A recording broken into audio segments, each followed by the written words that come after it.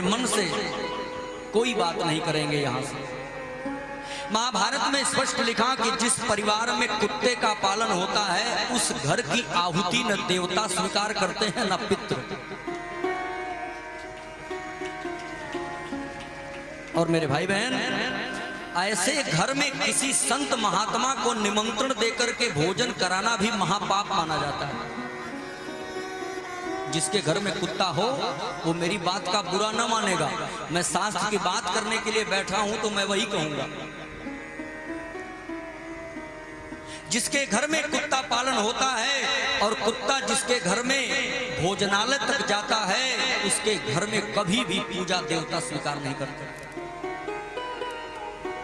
और इतना ही नहीं, महाभारत में इतना भी लिखा है कि जिस व्यक्ति के हाथ से कुत्ता का स्पर्श हो जाए, अनायास कुत्ते को छू दे, ऐसा व्यक्ति बिना सचैल स्नान किए किसी अनुष्ठान जब तक किसी शुभ कार्य में भाग नहीं ले सकता है। सचैल स्नान का मतलब बोले जब कुत्ता का स्पर्श हो गया तो अब वस्त्र भी नहीं निकाल सकते हो।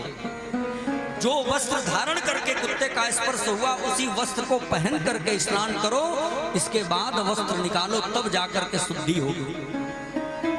ऐसे अशुद्ध जीव को आप घर में पाल करके और हमसे या हम जैसे लोगों से तर्क करते हैं कि गुरुजी वह भी तो जीव है। अगर जीव है तो शास्त्रों ने यह नहीं कहा कि उसे घर में पालो। शास्त्र अनुमति देता है कि घर की जो अंतिम रोटी होती है वो कुत्ते के लिए बनाओ। और बड़ी सुंदर बात बोले, कुत्ता पाले सो कुत्ता और कुत्ता मारे सो कुत्ता। अब आप कहेंगे कि कुत्ता पाले सो कुत्ता क्यों? बोले महाराज एक कथा आती है जड़ भरत जी की। जब आप कुत्ता पालोगे तो कुत्ते से प्रेम होगा, क्योंकि कुत्ता स्वामी भक्त होता है। और जब कुत्ते से प्रेम होगा तो अंतिम समय में जब मरासन स्थिति पे चारपाई पर गिर जाओगे तो कुत्ता मुख चाटने के लिए दौड़ेगा। और जब कुत्ता मुख चाटेगा तो तुम्हारा प्रेम बढ़ेगा। अंतिम समय में 24 घंटे कुत्ते कुत्ते की रट लगाओगे।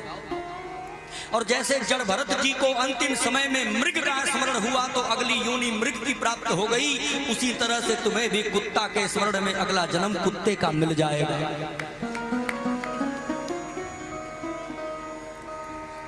इतना ही नहीं, अंतिम समय का स्मरण कितना बलवान होता है। श्रीमद् भागवत में एक बड़ी विचित्र कथा आती है अजामिल की, जो पूरे जीवन पाप किया था लेकिन अनायास अपने पुत्र का नाम नारायण रख करके और अंतिम समय में एक बार नारायण कह दिया तो जीवन भर का पापी अजामिल तर गया। अंतिम समय का इतना बड़ा महत्व है।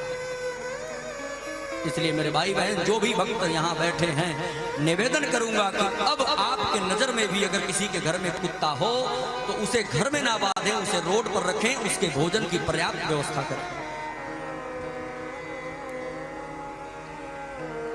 और अगला निवेदन मैं करूंगा, कुत्ता